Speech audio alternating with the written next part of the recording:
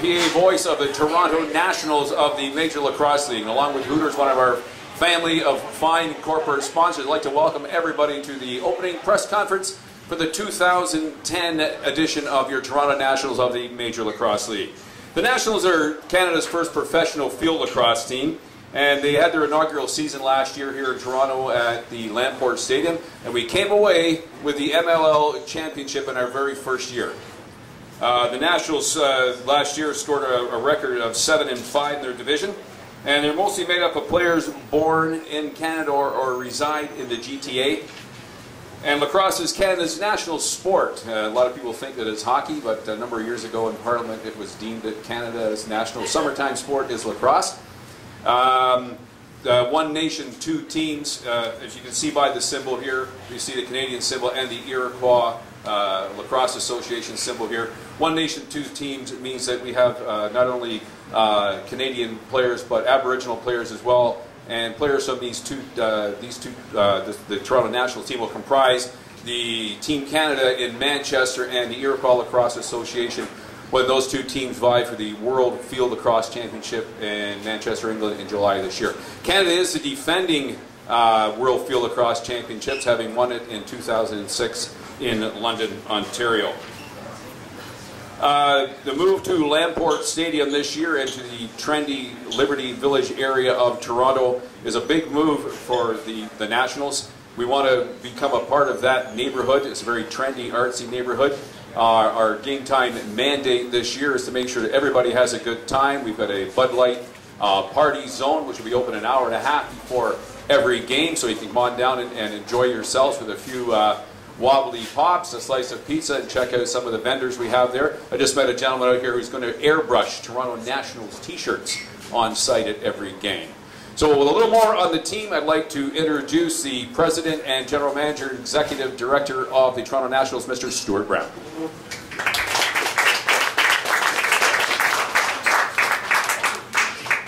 Thanks, Ron. It's a great introduction. I'm going to touch on that a little bit. First of all, I'd like to thank Jimmy and the ownership here for being a great host, and most importantly, being a great partner for us this year.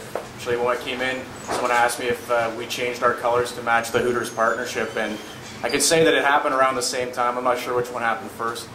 We changed the colors actually to represent the Iroquois jersey that we wore last year. Became a bit of a sense of pride amongst our team. It allowed us, became a part of our big winning streak, and coaches and players pushed for it. We sold more of those jerseys than our other ones, so the fans ultimately voted on that, and it ties in really well with the Hooters relationship, which we see being a big part of us putting on a great fan experience this year. I'm going to let Dave talk about the team itself. I'll talk a little bit more about the move to Lamport, the reasoning behind that, and what we're trying to offer our fans this year for 2010. I think last year we were able to put a good product on the field, and when we walked away from that, we talked to our fans. We actually called every season ticket holder, and the ones we could reach, we asked them a lot of questions about what they liked about our season last year, what they liked about our home games, what they disliked. What we took away from that was that fans were looking for more value, whether it was tickets, whether it was concessions, whether it was parking, but overall value in their fan experience. And we addressed that by moving to a smaller venue. We can provide lower concession prices. We lowered our ticket prices by about 40% across the board to accommodate that. Our goal is to get the families out, and we are also to get the sports fans out to come out and enjoy the cheapest and most affordable concessions across the city, the most affordable tickets across the city, and Toronto's only winning team right now. We've got the only championship in the last few years in this city. We're hoping to look at a repeat this year. We've got homegrown talent. We've got kids that grew up in Toronto, that went to Queen's University, went to University of Toronto, Guelph University. Some went to the school, different schools in the States. But almost all of our players grew up within an hour's drive of our home stadium, which I think for a lot of teams in this city you don't get to see a lot of. And another unique thing about our team is that some of our guys work full-time as well. A few of them are on their way here right now. One of them teaches at a private school, full lacrosse up the road in Kleinburg. Brody Merrill, who was one of our team captains, who's en route. Dan Dawson's actually a firefighter with the city of Brampton. Fights fires by day and plays lacrosse by night, which I think is a pretty unique story in professional sports. So these are our players and our backbone of our team, and I think they're great guys to get behind in the community because they live in your community just like everybody else. Talk about the Lamport Stadium. Lamport's about 40 years old. We looked at the move to Lamport for two reasons. One, again, was to provide lower concession and ticket prices and greater value, but also create a more intimate experience. At BMO Field, we had about 5,000 fans a game in a 20,000 seat venue, and that was one of the concerns that fans had, is that it didn't create enough of a unique environment, enough of an intimate environment. We're going to be playing in an 8,000 seat stadium with 6,000 to 7,000 fans a game. I think it'll create a much better environment. Our end zone party zone will be hosted by Hooters. Hooters girls will be there. Beer for $6. All concessions will be in around the $5, $6, $7 range, which is far less than you play or pay at any of the major venues in the city. And I think that will really put Lamport on the map, and I think we can play a part in revitalizing that neighborhood a little bit and taking, getting on board with what's already happening there in that community. I think there's a lot of exciting things going on in the city in that area that we can get behind. At this point, I'm going to pass it over to Dave to talk about the team.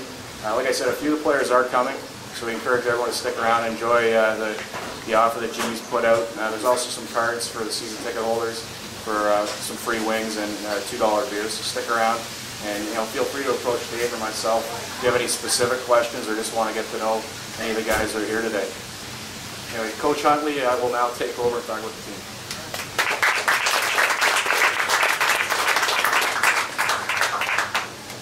Thanks, Stu, and thank you all for coming. I want to also thank Jimmy for putting this out, and also for bringing his A-team out here. The girls are terrific, and I've only been to 2 Hooters ever in my life, and that was a joke. You'll laugh about that to do that, but appreciate you all coming out today.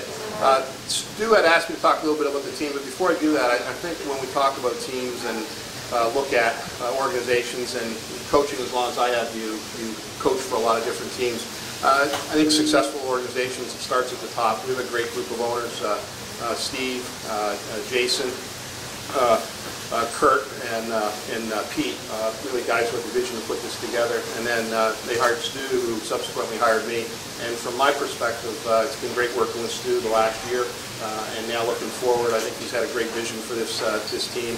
And I think the vision that he's had is only going to be expanded this year moving to Lamport.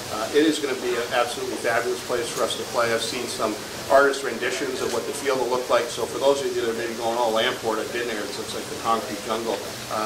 When you actually come to our first game and see what they've done in terms of the way that place has been, I guess I'll just use the word tapered or covered.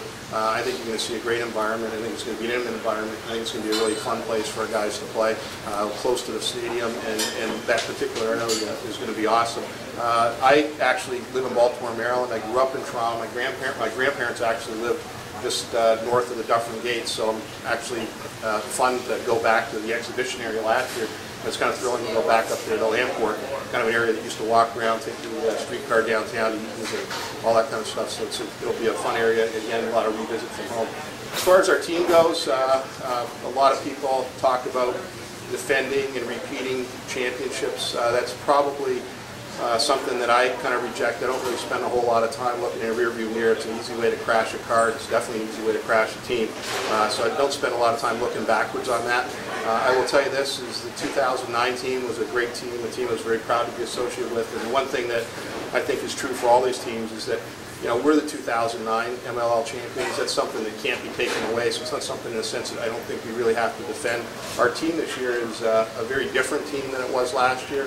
I hope it's an improved team from what it was. Again, it's hard to improve on winning a championship, but I think in order to keep winning in any of these leagues, you have to start out hopefully better than you were last year, and then the key is really to get better every week. So this week we're playing in Chicago, what's really the Machine. They're kind of going to be a little bit of a traveling road show, playing them down in North Carolina, and I think a lot of people will look at a game